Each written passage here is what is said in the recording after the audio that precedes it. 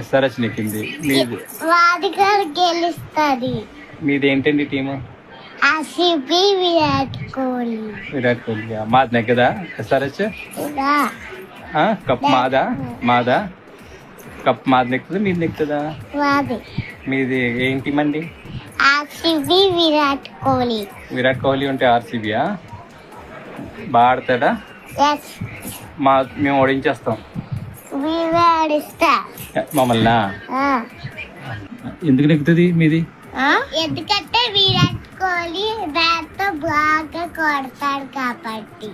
అయితే కప్ మీద మాదే అనుకుంటాను సార్. మేమే నెక్కుతాంలే. చూద్దామండి.